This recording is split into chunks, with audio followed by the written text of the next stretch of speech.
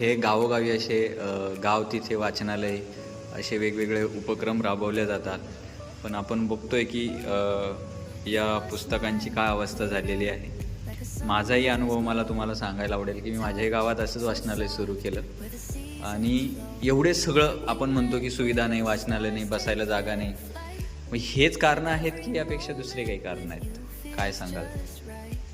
मला असं वाटतं की पुस्तकं वाचनालयात येतात, पण फक्त वाचनालयात पुस्तकं आली म्हणजे ती पुस्तकं लोकांपर्यंत गेली असं होत नाही. बरोबर.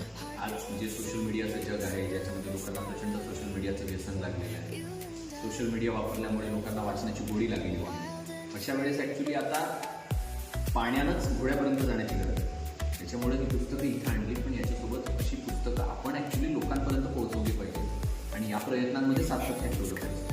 काही निमित्ताने आपण भेटू शकतो की बाबा आज आपण पुस्तक नाही, आज आपण फक्त 2 पानं वाचूया, कथा वाचूया, काहीतरी रंजक गोष्टी वाचूया. त्याच्यातून लोकांचा इंटरेस्ट तयार करून मग लोकांना इन जनरल लोकांमध्ये वाचण्याची जी एक गोडी आहे ती तयार करायची आहे. पहिले तर लोकांमध्ये वाचण्याची गोडी तयार करावं लागेल आणि त्याच्यासाठी सातत्याने आठवड्यातून एकदा भेटणं, एक दोनदा भेटणं याचा प्रयत्न करावा. मी खूप ठिकाणी असे सुंदर सुंदर वाचनालय बघितले सार्वजनिक, जे महामानवांच्या नावांची होती. सावित्रीबाई फुले असतील, डॉक्टर बाबासाहेब आंबेडकर असतील. एकतर एका गावात इतकं उत्तम वाचनालय होतं, सर्व सुसज्ज असं व्यवस्था होती तिथे बसण्याची, बाहेर सगळं गोष्टी, पण ते बंद होतं. तेच आहे, मी तेच म्हटलं ना की वाचनालयात पुस्तकं आली म्हणजे ती लोकांपर्यंत गेली असं होत नाही. आपल्याला जाणीवपूर्वक काही ना काही उपक्रम राबवावे लागतील. कधी लोकांच्या घरी आपण कोणतं तरी पुस्तक घेऊन वाचू शकतो, कधी मुलांसोबत बसू शकतो, कधी मुलांना या ठिकाणी बोलू शकतो.